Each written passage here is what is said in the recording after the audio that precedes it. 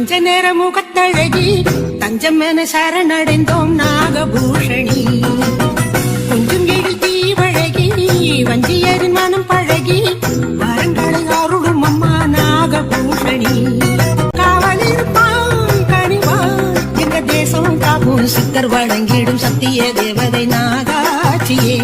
தினம் சுத்தி வணங்கிடும் மக்களை காத்திடும் உனதாட்சியே. சித்தர் வணங்கிடும் சத்திய தேவதை